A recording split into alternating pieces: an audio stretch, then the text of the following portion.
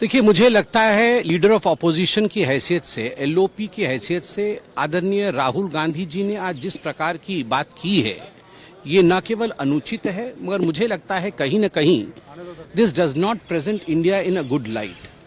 और एक irresponsible statement है राहुल गांधी का। The statement is without any facts.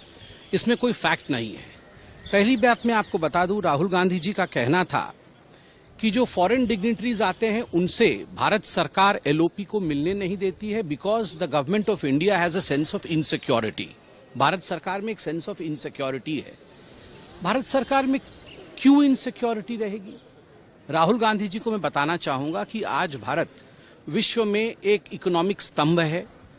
आज चौथे नंबर का इकोनॉमिक पावर है भारतवर्ष। स्वाभाविक रूप से तीसरे नंबर की इकोनॉमिक पावर की ओर बढ़ रहा है भारतवर्ष।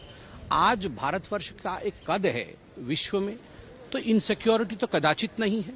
और जहां तक राहुल गांधी जी को लगता है कि राहुल गांधी और गांधी परिवार को लेकर भारतवर्ष में या भारत की सरकार को कोई इनसिक्योरिटी रहेगा, तो कदाचित संभव नहीं है। मुझे लगता है वो अपने आप को बहुत ज्यादा करके आंक रहे हैं। दूसरी विषय है, उन्होंने कहा whenever I visit abroad, Bharat की सरकार जो है, जब भी मैं बाहर जाता हूं, भारत की सरकार दूसरे देशों को इन्फॉर्म कर देती है कि एलओपी को लीडर्स से मिलने मत दीजिए। आपको क्या लगता है, हमारे देश को इस प्रकार से आंकना, हमारे देश के विषय में इस प्रकार से बात करना, वह भी जब विदेशी मेहमान, जब पुतिन जी आके पहुंचने वाले हैं, कहीं न कहीं देश के विषय में ऐसा कहना उचित नहीं है। और राहुल गांधी विदेश जाते हैं तो कहां छोड़ते हैं?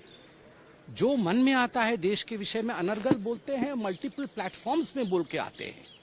तीसरी बात है, उन्होंने कहा, राहुल गांधी जी का कहना है कि जब दूसरे विदेश के लीडर हमारे साथ मिलेंगे, बातचीत करेंगे, तो they will have a second opinion about India.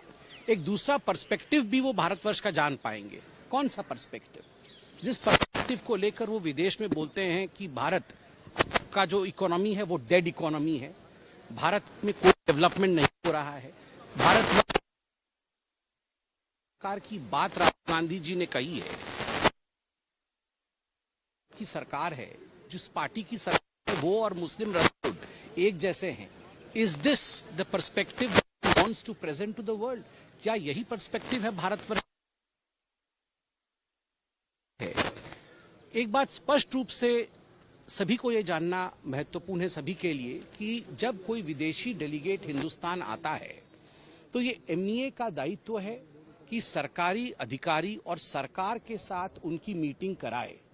और जहां तक दूसरे अधिकारियों के साथ या दूसरे व्यक्तियों के साथ मुलाकात का विषय है, उनके साथ कर्टेसी विजिट का विषय है, वह जो डेलीगेशन विदेश से आती है वो तय करती है कि हम किससे किससे मिलेंगे। उसको फैसिलिटेट एमईए करती है, मगर तय वो करते हैं। हम उसमें नहीं घुस सकते, हम अर्थात सरकार उसमें नहीं घुस सकता कि किसके साथ वो मिलना चाहते हैं। मगर फिर भी to keep the record straight, विगत जब से राहुल गांधी एलओपी बने हैं, अर्थात 9 जून 2024 से अभी तक राहुल गांधी एलओपी के रूप में भारतवर्ष में किन किन से मिले हैं मैं बताना चाहूंगा। Former prime minister of Bangladesh Sheikh Hasina ji, उनसे 10 जून 2024 को राहुल गांधी जी की मुलाकात हुई थी। दूसरे नंबर पे prime minister of Malaysia Shri Anwar Ibrahim, जिनसे मुलाकात राहुल गांधी जी की 21 अगस्त 2024 को हुई थी।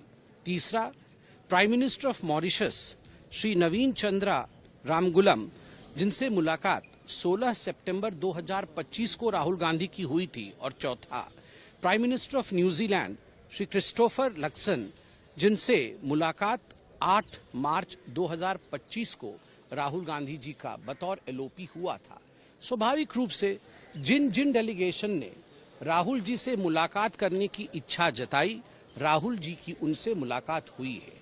और जैसे मैंने कहा कि राहुल जी इन सारे विषयों को लेकर जिस दिन पुतिन जैसे एक बड़े अधिकारी दूसरे देश के राष्ट्राध्यक्ष आ रहे हों, उसी दिन इस प्रकार की कंट्रोवर्सी खड़ी करके देश की छवि को धूमिल करने का प्रयास राहुल जी से हम एक्सपेक्ट नहीं करते हैं। वो एक एलओपी है और एलओपी को हमेशा एक रेस्पॉन्सिबल तरीके से बिहेव करना चाहिए। धन्यवाद।